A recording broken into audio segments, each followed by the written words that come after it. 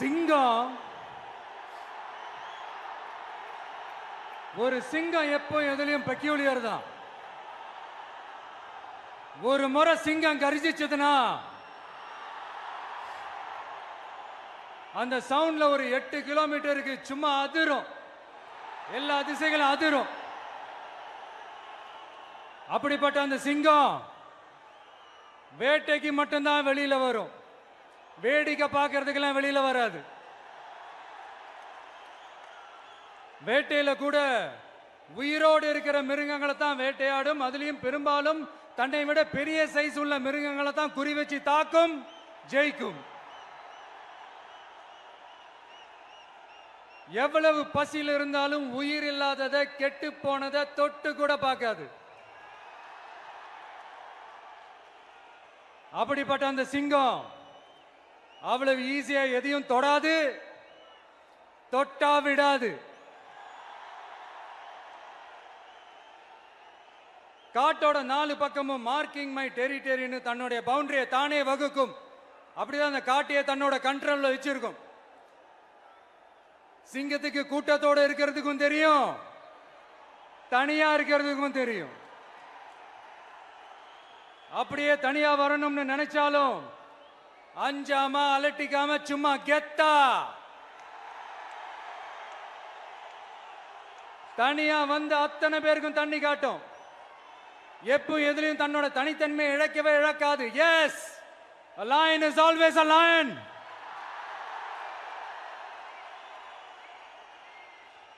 There are so many jackals and other animals in the forest, but there will be only one lion. And even if it is single, it will be the king of jungle. It is not only a description but also a clear declaration. சிங்கத்தை பத்தி பேசிட்டு நம்ம சிங்க குட்டிகளையும் சிங்க பெண்களையும் பத்தி நம்ம பேசாம இருக்க முடியுமா? அவங்கள எப்படி நான் மறப்பேன்? அவங்க தான் என்னுடைய உயிராச்சே, என் நெஞ்சில் குடியிருக்கும்.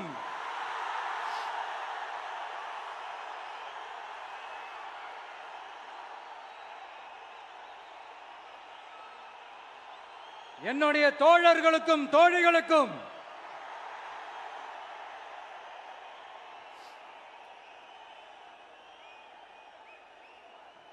நேர்ல வர முடியாத சூழல்ல வீட்டில் இருந்துகிட்டே நம்மளோட இந்த மாநாட்டில் நேரலை வாயிலாக கலந்துகிட்டு இருக்கிற என்னுடைய அம்மாக்கள், அக்கா தங்கைகள், அண்ணன் தம்பிகள், நண்பர்கள் அனைவருக்கும் என்னோட உயிர் வணக்கம். என்னோட உயிர் வணக்கம், என்னோட உயிர் வணக்கம்.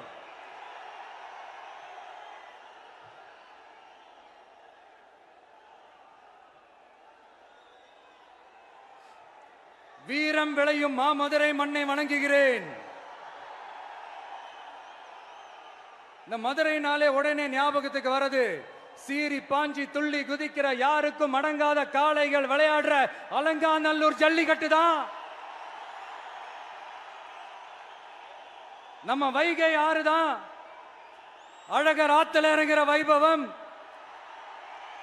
மதுரை மீனாட்சி அம்மன் இந்த மண்ணோட உண்மையான குணம், உணர்வு பூர்வமான மண் இது. அது மட்டும் இல்ல, இந்த மண்ணில் வாழ்ற மக்களும் அப்படித்தான் உணர்வு பூர்வமான ஆளுங்க. நான் இந்த மண்ணில் கால் எடுத்து வச்ச உடனே ஒரே ஒருத்தரை பத்தி தான் மனசுக்குள்ள ஓடிக்கிட்டே இருந்தது. அவர் யாருன்னு உங்களுக்கும் தெரிஞ்சிருக்கும். சினிமானாலும் சரி, அரசியல்னாலும் சரி, நமக்கு ரொம்ப ரொம்ப பிடிச்சது புரட்சி தலைவர் எம்ஜிஆர் அவர்கள் தான். அவரோட பழகிறதுக்கு எனக்கு வாய்ப்பு கிடைக்கல.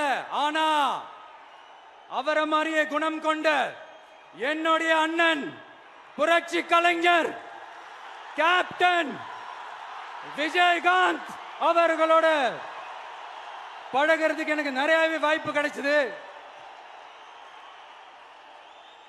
அவரும் இந்த மதுரை மண்ணை சேர்ந்தவர் தானே, அவரை மறக்க முடியுமா? தமிழ்நாட்டு மக்கள் உணர்வுபூர்வமா உண்மையா நம்ம பக்கத்திலே நிக்கிறவங்க, அதுக்கு ஒரு மிகப்பெரிய அடையாளம் தான் இந்த மதுரை மண். நம்ம தமிழக வெற்றி கழகம் கையில் எடுத்திருக்கிற அரசியலும் அப்படித்தான். உண்மையான அரசியல், உணர்வு பூர்வமான அரசியல், நல்ல அரசியல், நல்லவங்களுக்கான அரசியல், நாட்டு மக்களுக்கான அரசியல், நல்லது மட்டுமே செய்கிற அரசியல்.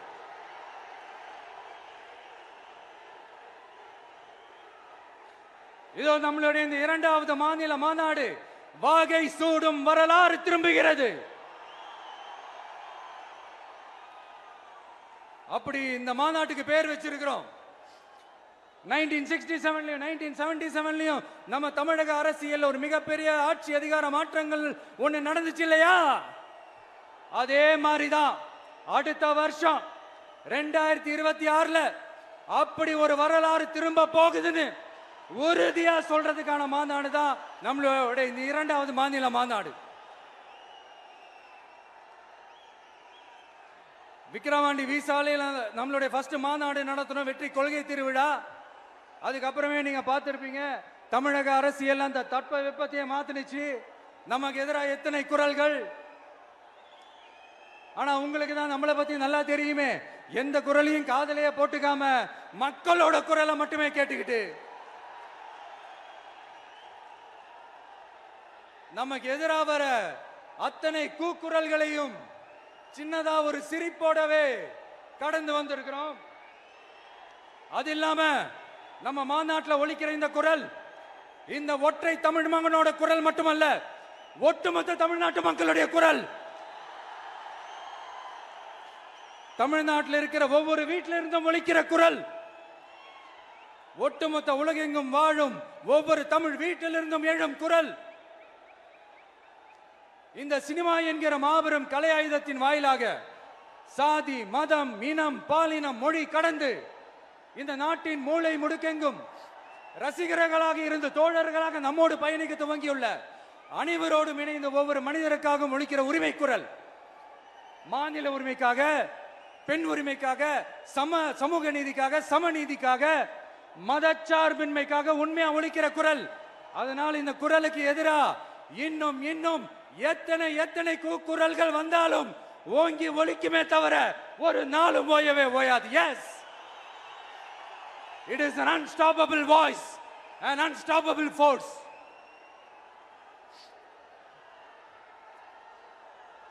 நம்ம அரசியலுக்கு வர்றதுக்கு முன்னாடி அட இவரெல்லாம் வர மாட்டாரியா, அவரே வரல, இவரே வரல, இவருங்க வர போறாரு அப்படின்ட்டு நிறைய பேர் ஜோஷியம் சொன்னாங்க. அப்புறம் நம்ம கட்சியினுடைய பேர் அறிவிச்சதுக்கு அப்புறம் பேரு தானே அறிவிச்சிருக்கிறாரு, மக்கள் கிட்ட பேர் வாங்கணும்ல, அதெல்லாம் முடியாதுன்னாங்க. அப்புறம் ரொம்ப முக்கியமா மாநாடுலாம் எவ்வளவு பெரிய விஷயம், அதெல்லாம் இவர் ஒத்தால எப்படி பண்ண முடியும், சும்மா பக்கத்தில் புசியானதை வச்சுக்கிட்டு மாநாடுல எப்படி நடத்தி காட்ட முடியும், அதெல்லாம் அவங்களால முடியாது. அப்புறம் மழை பெஞ்சு எல்லாத்தையும் கெடுத்துரும். ஏன் என் கூட இருக்கிறவங்களே கூட தான் சொன்னாங்க. அதுக்கப்புறம் என்ன நடந்துச்சுன்னு உங்க எல்லாருக்குமே தெரியும். இப்ப புதுசா ஒண்ணு சொல்ல ஆரம்பிச்சிருக்கிறாங்க. அது என்னடானா, ஆட்சியை பிடிக்கிறதெல்லாம் அவ்வளவு ஈஸி இல்லை இல்லையா. இப்ப அதெல்லாம் விட்டாங்க, இப்ப இங்க வந்துட்டாங்க. இவர் நேரா ஷூட்டிங்ல இருந்து வருவாராம், வந்து ஆட்சியை பிடிப்பாராம். அது எப்படி இவராலே முடியும், அவராலே முடியல, இவராலே முடியல, அவருக்கு அத்தனை வருஷம் ஆச்சு, இவராலே எப்படி முடியும் ஒரு பக்கம். இன்னொரு பக்கம் கூட்டம்லாம் ஓகே தான், அது எப்படி ஓட்டா மாறும் அப்படின்றது இன்னொரு பக்கம். இப்படி கதை, திரைக்கதை, வசனம், இயக்கம், பாடல்கள்,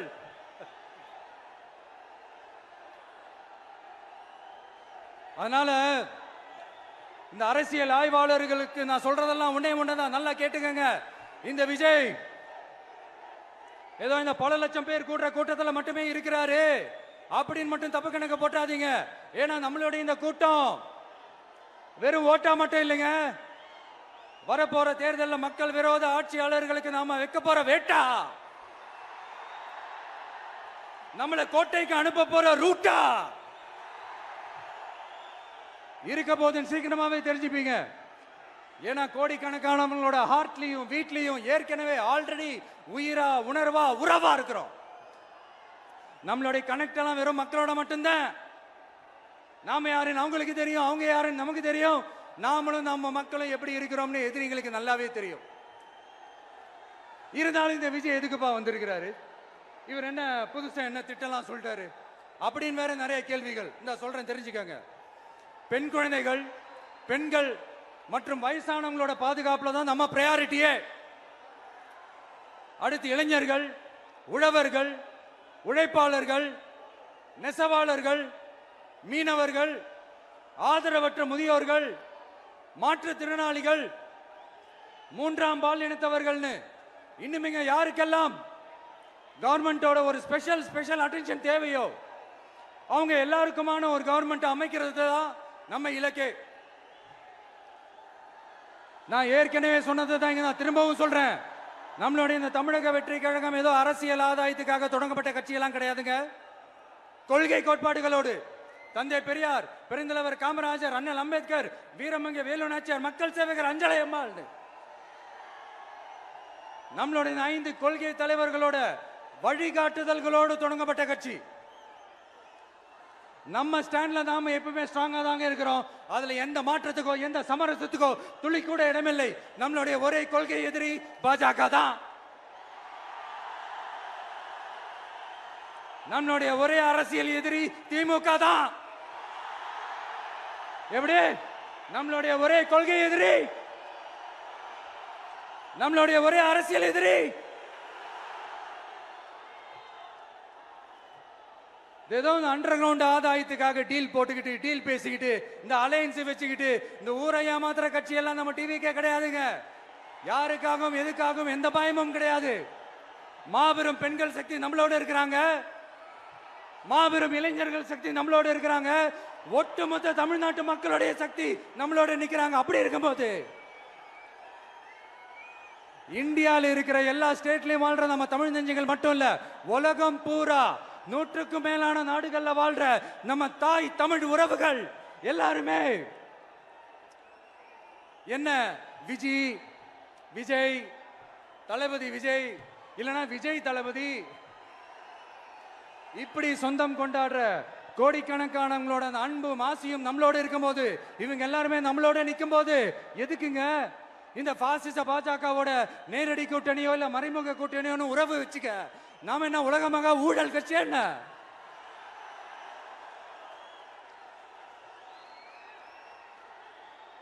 நம்மளை பத்தி சின்னதா ஒரு உண்மை ஒண்ணு சொல்லலாமா? என்னடா இவர் வாயால இப்படி சொல்றாருன்ட்டு யாரும் தவறா நினைச்சுக்க வேணாம். ஏன்னா இது ஒரு விதத்துல ஒரு ஃபேக்டும் கூட. அதனாலதான் நான் சொல்லணும்னு ஆசைப்படுறேன். நம்ம யார் தெரியும்ல? நாம எல்லாருமே சொல்றேன்.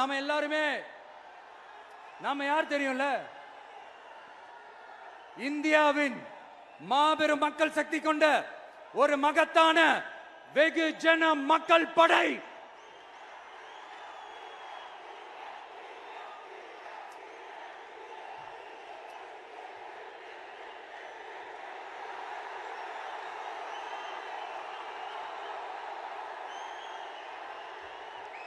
அதனால நம்ம தலைமையில நாம் அமைக்க போற இந்த உண்மையான மக்களாட்சிக்கான அச்சாரமாக மாபெரும் மக்கள் சக்தியே அணி அணியாக நம்மளோட திரண்டு நிக்கிறப்போ இந்த அடிமை கூட்டணியில சேர வேண்டிய அவசியம் நமக்கு இருக்குங்க.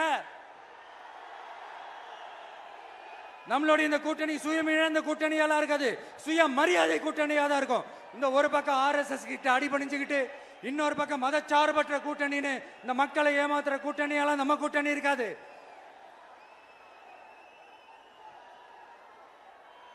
நான் இப்பவும் சொல்றேன், நம்மளை நம்பி வர்றவங்களுக்கு ஆட்சியிலும் அதிகாரத்திலும் உறுதியாக பங்களிப்பு செய்யப்படும்.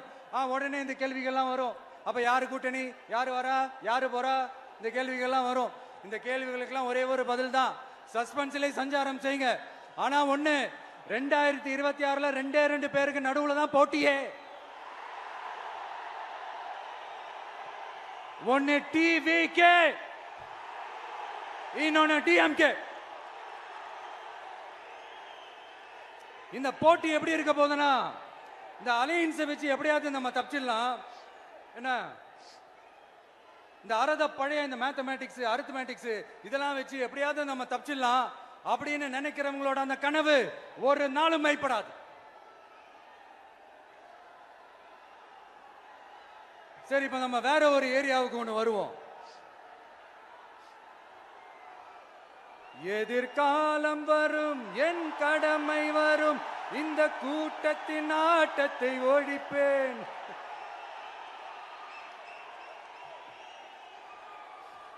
மக்கள் அரசியல் என்ற அந்த சவுக்க கையில் எடுக்கலாமா? யாருக்கு எதிரான தானே கேட்கிறீங்க? வேற யாரு? மறைமுக உறவுக்காரர்களான பாசிச பாஜகவும் பாய்சன் திமுகவும் தான். மாண்புமிகு பிரதமர் நரேந்திர மோடிஜி அவர்களே, 3வது முறையா ஒன்றியத்தோட ஆட்சி அதிகாரத்தை நீங்க தானே கையில் வச்சிருக்கிறீங்க. இல்ல நாங்க தெரியாம தான் கேட்கிறோம். நீங்க ஆட்சிக்கு வந்தது ஒட்டுமொத்த மக்களுக்கும் நல்லது செய்யவா, இல்ல நம்மளுடைய இந்த இஸ்லாமிய நண்பர்களுக்கும் இஸ்லாமிய தோழர்களுக்கும் எதிராக சதி செய்யவா? மக்களுக்கு உங்ககிட்ட கேட்கறதுக்குன்னு ஏராளமான கேள்விகள் இருக்குது. அதனால அவங்க சார்பா அவங்கள ஒருத்தனா அவங்களோட ஒரு உண்மையான ஒரு பிரதிநிதியா உங்ககிட்ட சில கேள்விகள் கேட்கணும். மிஸ்டர் பிரைம் மினிஸ்டர் அவர்களே, நம்ம தமிழ்நாட்டு மீனவர்கள் கிட்டத்தட்ட ஒரு 800 பேருக்கு மேல இலங்கை கடற்படையால தாக்கி அழிக்கப்பட்டிருக்கிறாங்க. அதை கண்டிக்கிறதுக்காக உங்களை பெருசா எதுவும் செய்ய சொல்லல, சின்னதா ஒண்ணே ஒண்ணு மட்டும் செஞ்சு கொடுங்க. இனிமேலாச்சும் எங்களுடைய மீனவர்கள் பாதுகாப்பா இருக்கிறதுக்காக இந்த கச்சத்தீவை இலங்கை கிட்ட இருந்து மீட்டு கொடுத்துருங்க, அது போதும். உங்களுடைய இந்த முரட்டு பிடிவாதத்தால நீங்க நடத்துற இந்த நீட்டு தேர்வு, அதனால இங்க என்னென்ன நடக்குதுன்னு சொல்றதுக்கே மனசு வலிக்குது. அதனால அந்த நீட்டு தேர்வு தேவையில்லைன்னு அறிவிச்சிருங்க, அது போதும். செய்வீர்களா திரு நரேந்திரபாய் தாமோதர் மோடிஜி அவர்களே? எங்களுக்கு என்னென்ன தேவையோ என்னென்ன நல்லதோ அதெல்லாம் செய்ய மாட்டேங்கிறீங்க. ஆனா ஆட்சி அதிகாரத்தை மட்டும் கையில வச்சுக்கிட்டு மக்களை ஏமாத்த நேரடியாக ஒரு பாசிச பாஜக அடிமை கூட்டணி ஒண்ணு. அடுத்து உங்களோட இந்த மைனாரிட்டி ஆட்சியை ஓட்டுறதுக்காக மறைமுகமாக RSS அடிமை குடும்பம்னு இன்னொரு கூட்டணி. இப்படி மக்கள் சக்தியே இல்லாத இந்த ஊழல் கட்சிகளை மிரட்டி அடிபணிய வச்சு 2029 வரைக்கும் சொகுசு பயணம் போயிடலாம்னு திட்டம் தீட்டி வச்சிருக்கிறீங்க. அதானே ஜி? என்ன ஜி? ஒண்ணு மட்டும் சொல்றேன், தெரிஞ்சுக்கங்க. என்னதான் நீங்க இந்த நேரடி மறைமுக கூட்டணி குட்டிகரணம் போட்டாலும் தாமரை இலையில தண்ணியே ஒட்டாது. தமிழக மக்கள் மட்டும் எப்படி ஒட்டுவாங்க?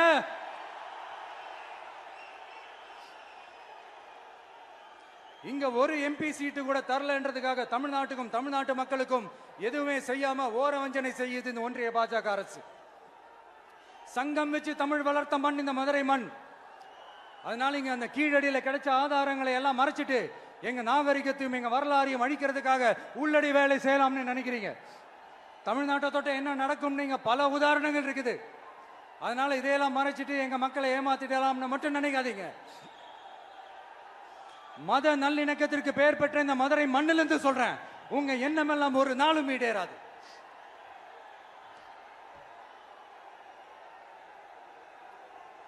எம்ஜிஆர்னா யார் தெரியும்ல?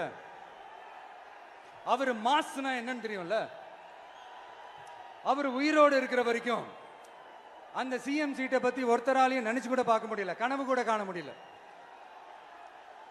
எப்படியாவது அந்த சிஎம் சீட்டை என்கிட்ட கொடுத்துருங்க, என் நண்பர் எம்ஜிஆர் திரும்ப வந்ததுக்கு அப்புறம் நான் திருப்பி கொடுத்துறேன்னு தன்னோட எதிரியை கூட மக்கள் கிட்ட கெஞ்ச வச்சவர் எம்ஜிஆர். எப்படி கெஞ்ச வச்சவர்? அதனால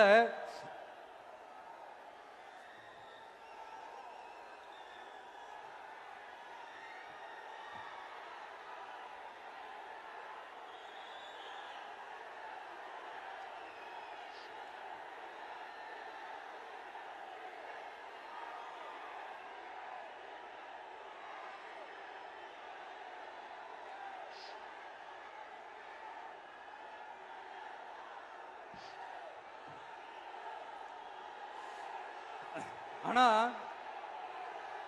இப்போ அவர் ஆரம்பிச்ச அந்த கட்சியை, எம்ஜிஆர் அவர்கள் ஆரம்பிச்ச அந்த கட்சியை கட்டி காக்கிறது யாரு? இன்னைக்கு அந்த கட்சி எப்படி இருக்குது அதை நான் சொல்லிதான் உங்களுக்கு தெரியணுமா என்ன? அப்பாவி தொண்டர்கள் அதை வெளியில சொல்ல முடியாம வேதனையில தவிக்கிறாங்க.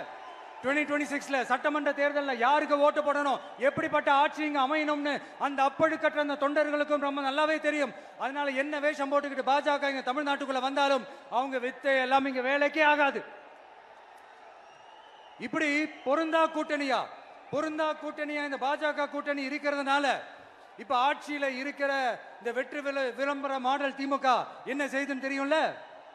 பாஜகவோட உள்ளுக்குள்ள ஒரு உறவை ஒண்ணு வச்சுக்கிட்டு வெளியில எதிர்க்கிற மாதிரி, அப்படி எதிர்க்கிற மாதிரி ஒரு டிராமா ஒண்ணு பண்ணிக்கிட்டு எதிர்கட்சியா இருந்தா போங்க மோடின்னு பலூன் விடுறது, ஆளுங்கட்சியா இருந்தா வாங்க மோடின்னு கொடை பிடிச்சுக்கிட்டு கும்பிடு போடுறது. இது மட்டுமா?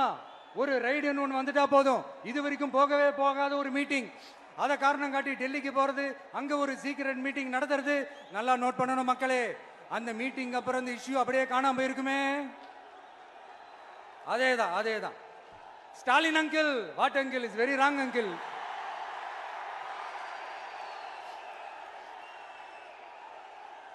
இப்படி தமிழ்நாட்டில் இப்ப நடக்கிற இந்த ஆட்சியினுடைய லட்சணத்தை பார்த்துக்கிட்டு நாம எப்படி சும்மா இருக்க முடியும்? ஒரு தவறு செய்தால், அதை தெரிந்து செய்தால், அவர் கபட நாடக மு.க. ஸ்டாலின் அங்கிளாகவே இருந்தாலும், அங்கிள் உங்களுக்கு மனசாட்சின்னு ஒன்று இருந்துச்சுன்னா நாங்க கேட்கிற கேள்விகளுக்கு மட்டும் கொஞ்சம் பதில் சொல்லுங்க அங்கிள். நீங்க நடத்துற இந்த ஆட்சியில நேர்மை இருக்கா? நியாயம் இருக்கா? ஊழல் இல்லாம இருக்கா? சட்டம் ஒழுங்கு சரியா இருக்கா? பெண்களுக்கு பாதுகாப்பு இருக்கா? பொதுமக்களுக்கு பாதுகாப்பு இருக்கா? இயற்கை வளங்களுக்கு பாதுகாப்பு இருக்கா? சொல்லுங்க மை டியர் அங்கிள், சொல்லுங்க. டாஸ்மாக்ல மட்டுமே இது வரைக்கும் 1000 கோடிக்கு மேல ஊழல்னு சொல்றாங்க. அதுல மட்டுமா தப்பு நடக்குது? வேற எதுல தான் நடக்கல? உலகத்திலே மிஸ்டர் கிளீன் ரெக்கார்ட்ஸ் எல்லாம் உங்களுக்கும் உங்க கூட இருக்கிறவங்களுக்கும் மட்டும்தான் அங்கிள் கொடுக்கணும். இதை பார்த்து வாயே இல்லாத ஊரு கூட வயிறு வலிக்கு சிரிக்குது. பெண்களுக்கு 1000 ரூபாய் கொடுத்துட்டீங்கன்னா போதுமா அங்கிள்? அப்படியே அது மூடி மறைச்சிடலான்னு பாக்குறீங்களா? படிக்கிற இடத்துல, வேலைக்கு போற இடத்துல, வெளியில போற இடத்துலன்னு அவங்களுக்கு பாதுகாப்பே இல்லைன்னு ஒட்டுமொத்த பெண்களும் கதறாங்க. அந்த கதறல் சத்தம் ஏதாவது உங்க காதுல கேக்குதா அங்கிள்? இதுல வேற உங்க அப்பான்னு கூப்பிடுறாங்கன்னு வேற சொல்றீங்க. What is this uncle? Is very very wrong uncle, is very very wrong. பெண்களுக்கு மட்டுமா பொய் வாக்குறுதி கொடுத்து ஏமாத்துறீங்க? அரசு ஊழியர்கள், ஆசிரியர்களை ஏமாத்துறீங்க, விவசாயிகளை ஏமாத்துறீங்க, பரந்தூர்ல பாதிப்பே வராதுன்னு சொல்லி ஏமாத்துறீங்க, மீனவர்களை ஏமாத்துறீங்க, போதைப் பொருள் கலாச்சாரத்தை ஒழிக்காம ஏமாத்துறீங்க. ஐயோ, very very வஸ்ட் uncle, very very வஸ்ட். எப்படி கேட்டாலும் இவங்க கிட்ட இருந்து எந்த பதிலும் வரப்போறதில்லை. ஏன்னா இருந்தா தானே. இப்ப ஆட்சியில இருக்கிற நம்மளுடைய அங்கிள் பதில் சொல்றது இருக்கட்டும். மக்களை நீங்க சொல்லுங்க, நீங்க உண்மையை சொல்லுங்க. செய்வோம்னு சொன்னாங்களே, சொன்னதெல்லாம் செஞ்சாங்களா? உங்களை தான் கேக்குறேன், சொன்னதெல்லாம் செஞ்சாங்களா? சத்தமா மை டியர் அங்கிள், கேக்குதா? மக்களோட சத்தம் கேக்குதா? இது வெறும் சாதாரணமான முழக்கம் தான். கூடிய சீக்கிரம் மக்களை போய் சந்திக்க போறேன், அவங்களோட மனசு விட்டு பேச போறேன். அதுக்கப்புறம் இந்த சாதாரணமான முழக்கம் இடி முழக்கமா மாறும். அத்தோட நிக்காது. அந்த இடி முழக்கம் தமிழ்நாட்டோட போர் முழக்கமா மாறும். அந்த போர் முழக்கம் உங்களை ஒரு நிமிஷம் கூட தூங்க விடாது. நடக்குதா இல்லையான்னு பாருங்க. என்னடா இவன் இவ்வளவு ஸ்ட்ராங்கா சொல்றானேன்னு பாக்குறீங்களா? எல்லாரும் கட்சி ஆரம்பிச்சதுக்கு அப்புறம் தான் ஒவ்வொரு வீட்டுக்குள்ளேயும் போறதுக்கு ட்ரை பண்ணுவாங்க. ஆனா நாங்க அப்படி இல்லை. ஒவ்வொரு வீட்டுக்குள்ளேயும் போனதுக்கு அப்புறம் தான் கட்சியாவே ஆரம்பிச்சிருக்கிறோம்.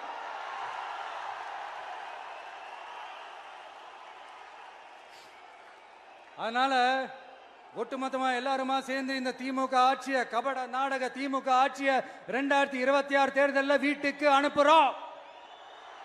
வீட்டுக்கு அனுப்புறோம். என்ன நண்பா, சரிதானே?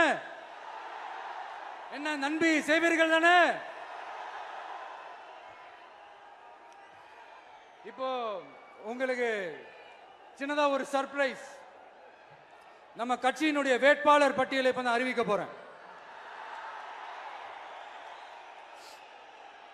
மதுரை கிழக்கு வேட்பாளர் விஜய். இன்னும் முடிக்கல. ஒரு நிமிஷம், இன்னும் முடிக்கல. மதுரை மேற்கு வேட்பாளர் விஜய். மதுரை மத்தி வேட்பாளர் விஜய். மதுரை தெற்கு வேட்பாளர் விஜய். மதுரை வடக்கு வேட்பாளர் விஜய். மேலூர் விஜய். சோழவந்தான் விஜய். திருப்பரங்குன்றம் விஜய். திருமங்கலம் விஜய். உசிலம்பட்டி விஜய்.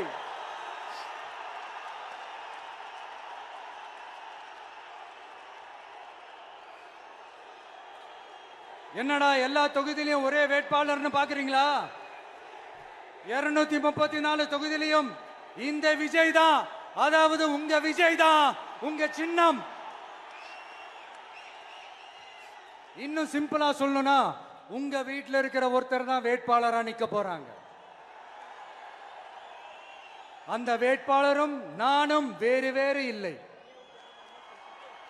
நீங்க அவருக்கு ஓட்டு போட்டீங்கன்னா எனக்கு ஓட்டு போட்ட மாதிரி, இந்த முகத்துக்காக நீங்க ஓட்டு போட்டீங்கன்னா உங்க வீட்டில் இருக்கிற உங்களுடைய வேட்பாளர் ஜெயிச்ச மாதிரி. என்னடா இவர் ஏதோ ஓவரா சொல்றாருன்னு நினைக்க வேணாம். பிராக்டிக்கலா அப்படிதான் இருக்கும், அப்படிதான் இருக்கணும். நீங்களும் அப்படிதான் நினைப்பீங்கன்னு நான் நம்புறேன். ஏன்னா இது நம்மளை விட நம்ம எதிரிங்களுக்கு இன்னும் நல்லாவே தெரியும். அதனால எல்லா இந்த அதிகார பலம் எல்லாத்தையும் தூக்கிட்டு வந்துருவாங்க. வரட்டும், பாத்துக்கலாம். TVK will take it, TVK will meet it, TVK will compete with it and TVK will conquer it, TVK will conquer it.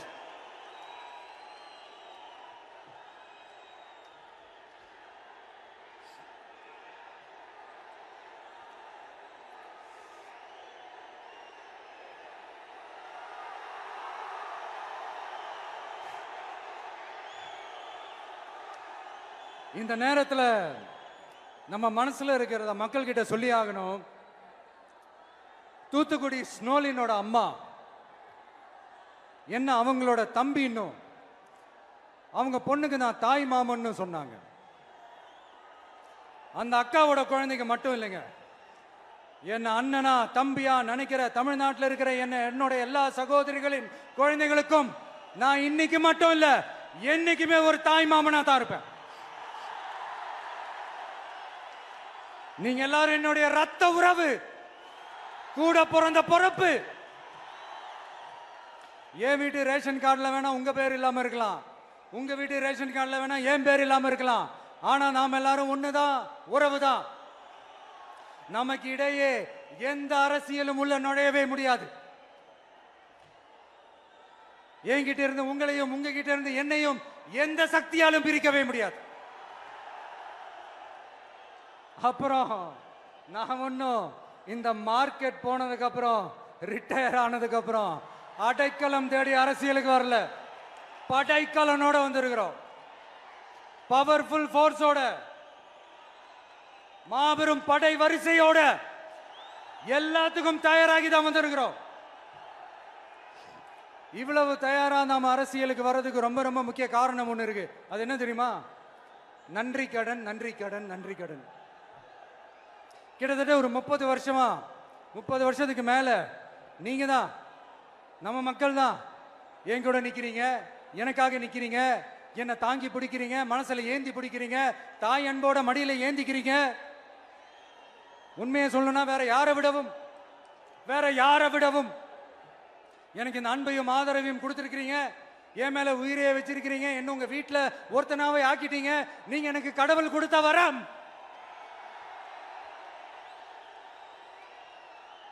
உலகம் பூரா நமக்காக நம்ம கூட நிக்கிற நம்ம மக்களை நான் எப்படி மறப்பேன்? நான் என் லைஃப்ல ரொம்ப உயிரா நினைக்கிறதே பெண்களை, குழந்தைங்களை, இளைஞர்களை, உழைக்கிற மக்களை தான். இவங்க தான் நம்மளோட வகைரா. இதை பார்த்து தான் நம்மளோட எதிரிகளுக்கு பத்தி எரியுது. அதுக்காக நாம் என்ன செய்ய முடியும்? அதனால நம்ம உறவுகளை, சொந்தத்தை, வகைராவை யாருக்காகவும் எதுக்காகவும் விட்டு கொடுக்க முடியாது இல்லையா? Here at this moment among this August gathering, I want to open my heart and say I enjoy people, I respect people, I worship people.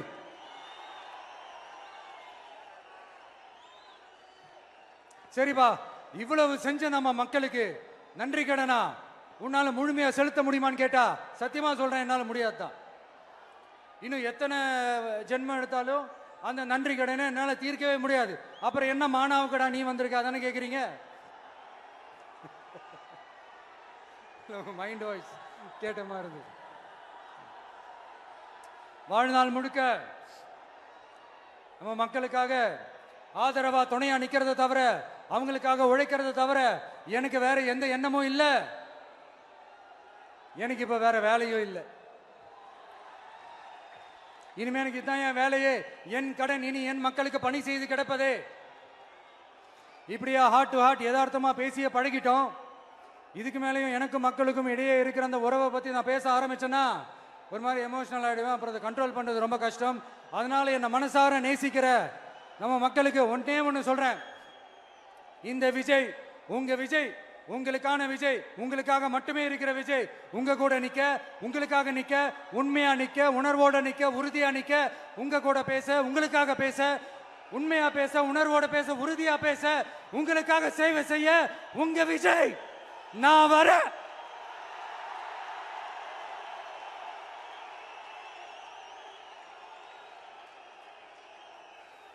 சொல்லல முக்கியம், செயல் செயல் செயல் தான் முக்கியம். செய்கை தான் சும்மா சிறப்பா இருக்கணும். நான் ஆட்சிக்கு வந்தேன்னா சும்மா அது செய்வேன், இது செய்வேன், நல்லது செய்வேன், உருட்டுவேன், புரட்டுவேன், அதெல்லாம் கிடையாது.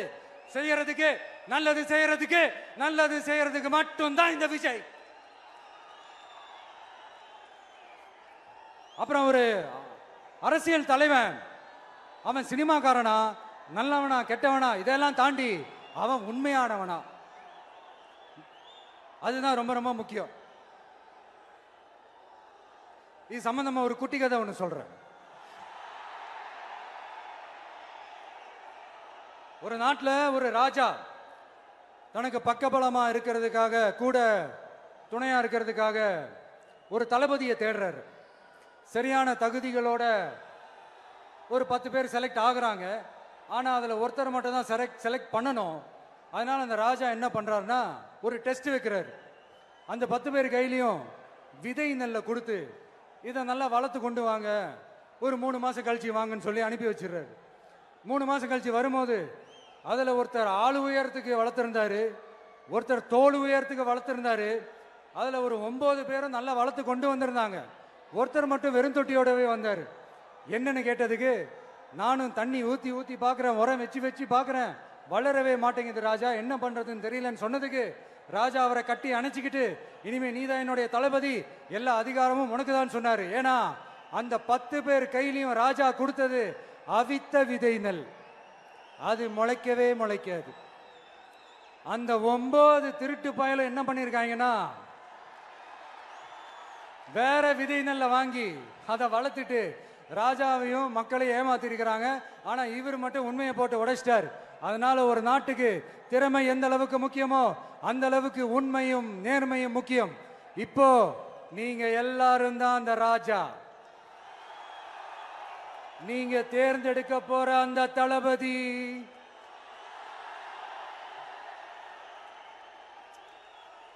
சும்மா சினிமாக்காரன் சினிமாக்காரன் சினிமாக்காரன். அம்பேத்கர் அவர்களை தோக்கடிச்சது சினிமாக்காரன் இல்ல, அரசியல்வாதி. காமராஜர் அவர்களை தோக்கடிச்சது, இங்க விருதுநகர் பகுதியில் தோக்கடிச்சது சினிமாக்காரன் இல்ல, இன்னொரு அரசியல்வாதி. இன்னைக்கும் நம்ம கூட வாழ்ந்துட்டு இருக்கிற நல்ல கண்ணு ஐயாவை தோக்கடிச்சது சினிமாக்காரன் இல்ல, அரசியல்வாதி.